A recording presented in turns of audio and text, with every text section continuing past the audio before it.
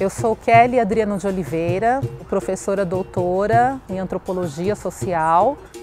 Eu sou Diolino de Brito, tenho licenciatura plena em Educação Física, com mestrado em Ciências Sociais da Religião, mestre em Capoeira, formado pela Associação de Capoeira Nova Luanda. Aê, axé! Agora abriu os trabalhos, né?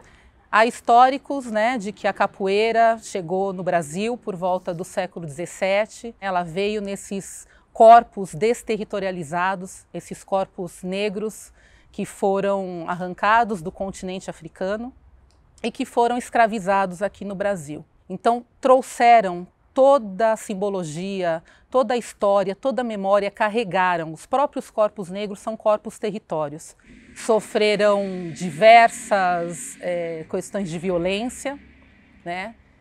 Mas a capoeira, assim como outros elementos simbólicos, são marcas dessa resistência que podemos trazer até os dias de hoje. A capoeira, assim como o samba, assim como os terreiros, as religiosidades de matriz africana, são o que chamamos de tecnologias de resistência e sobrevivência, que são articuladas ao combate a todas as formas de genocídio físicos e simbólicos que as populações negras ainda hoje sofrem.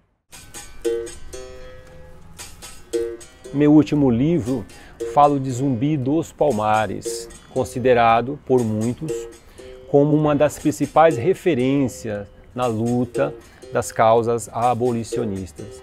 Zumbi dos Palmares pratica uma capoeira livre, uma capoeira sem dono, herdada dos ancestrais, porém constituída em solo brasileiro. Com todo o colorido que o povo negro brasileiro, com inúmeras influências e raízes africanas, nos presenteou.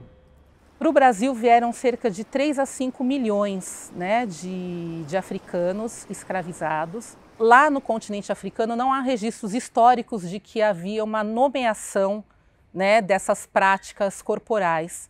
E aqui, nomeadas como capoeira, absorvem elementos históricos de vários lugares desse continente africano. A capoeira é considerada uma luta, jogo, dança, esporte tipicamente brasileiro. Quando houve a abolição da escravidão em 1888, em 1890 a capoeira foi considerada crime, porque havia toda essa memória de como ela tinha sido arma de luta durante o período da escravidão. Vinculada a um crime de uma lei de vadiagem, que durou, por incrível que pareça, até metade do século XX, assim como o samba.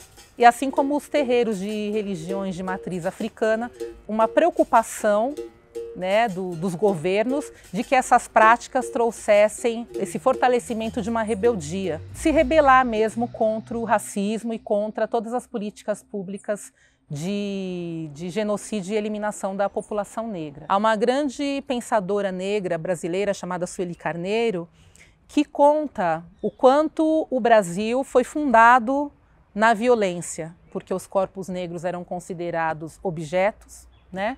E paralelamente a isso, nesse começo do século XX, haviam políticas públicas que procuravam trazer um embranquecimento da população brasileira. Nos anos 30, ao perceberem que seria difícil embranquecer o país, porque mais de 70% da população era uma população de ex-escravizados, né, de negros e mestiços, houve toda uma outra perspectiva de construção de pensamento brasileiro para fortalecer a identidade nacional. Alguns elementos dessa cultura negra foram trazidos para esse contexto de brasilidade.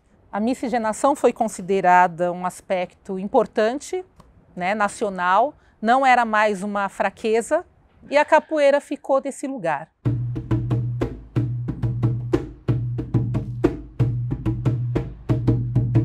Isso se deu principalmente nos anos 30, e todo o processo de certa popularização que o mestre Bimba trouxe para a capoeira, né, que foi trazendo a capoeira regional. É também muito importante trazer uma outra figura fundamental aí para a capoeira, né, que é o mestre Pastinha, que trouxe os elementos da capoeira Angola, que é uma capoeira já mais voltada a essa origem, né, da época da escravidão, a essa origem africana. Ela traz mais esses elementos Angola-Banto, né, de uma sutileza, de um jogo, de uma filosofia.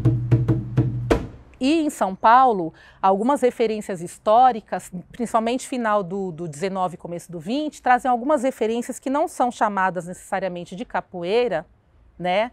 E eu encontrei isso muito no universo do samba, que foi minha linha de pesquisa, que é a tiririca, que é um jogo, né, de pernadas que aconteciam principalmente na região ali da Praça da Sé, né, onde tem o Marco Zero da cidade de São Paulo, e que o movimento corporal remete muito a essa estrutura, né, que vai compondo o que é a capoeira. Há muitos estudos que trabalham as presenças negras não com uma linearidade, primeiro aconteceu aqui, depois foi para lá, depois para uma outra região, mas tratam com uma circularidade. Isso significa o quê? Simultaneamente, em várias regiões, aconteciam movimentos corporais e de luta e resistência, que depois, unidos, foram chamados de capoeira, né, que tem até a ver com uma origem tupi do nome, como mato rasteiro, né, e que a capoeira em si foi agrupando esses vários movimentos.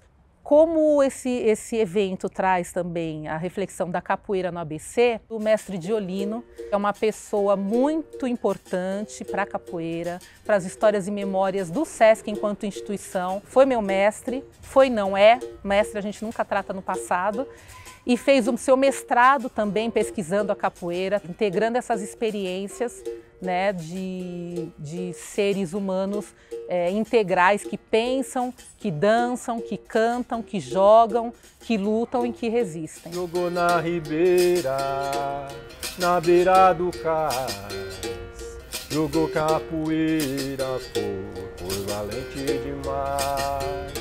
Meu povo é de Luanda, na dança do povo eu vi os sinais. Era eu e meu mano jogando contigo na beira do cais.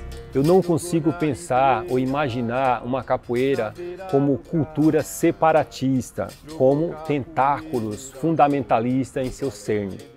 Gosto de pensar a capoeira como uma arte inclusiva, que forma, informa e se discute conquistas pessoais para o bem maior da coletividade. A roda de capoeira como lugar de fala, agregar valores sociais e culturais para tornar uma pessoa melhor. A capoeira que gosto é uma prática cultural e esportiva em que a espiritualidade nutre o corpo, de sentidos e sentimentos, a alma se expressando pelo organismo, uma simbiose sem fronteiras ou teias como forma de controles sociais. Uma capoeira sem cores de brasões. O bom capoeirista, militante, culturalmente atuante, carece se libertar das armadilhas colonialistas, decolonizando seu próprio sentimento controlador em prol de uma capoeira, de uma manifestação socioeducativa secular em constante evolução. A capoeira é liberta e assim deve permanecer, flexível, capaz de se ajustar aos mais modernos métodos educacionais, porém conservando o seu lado anárquico. Historicamente, juntamente com o samba e o candomblé, formaram o tridente de resistência social e cultural deste país. Sendo assim, devemos usufruir das possibilidades que a capoeira, enquanto cultura ancestral ou esporte, nos propicia, tornando cada praticante mais saudável física e mentalmente.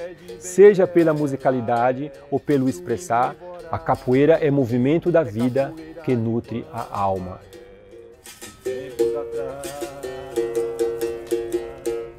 A capoeira foi considerada em 2014 Patrimônio Cultural Imaterial da Humanidade pela Unesco. Mesmo que durante a travessia do Atlântico, essas memórias, né, foram trazidas e tão invisibilizadas e silenciadas e praticadas com muita violência, essas memórias desses corpos territórios políticos foram carregando e construindo novas formas de resistência. e trazendo para esse campo da popularização, desse campo de práticas mais ampliadas e desse campo de uma identidade nacional que precisa urgentemente reconhecer a importância dessas presenças negras e acabar com tantas políticas públicas de genocídio e de violência que esses corpos ainda sofrem. É isso, obrigada. Axé, muito obrigado. Tenha um bom evento a todos. Jogou na ribeira, na beira do cais, jogou capoeira, valente demais. Meu povo é de Luanda, na dança do povo eu vi os sinais. Era eu e meu mano jogando contigo na beira do cais. Jogou na ribeira, na beira do cais. Jogou capoeira, foi valente demais. Jogou na ribeira, na beira do cais. Jogou capoeira, foi valente demais. Meu povo é de Luanda, na dança do povo eu vi os sinais. Era eu e meu mano jogando contigo na beira do cais. Jogou na ribeira.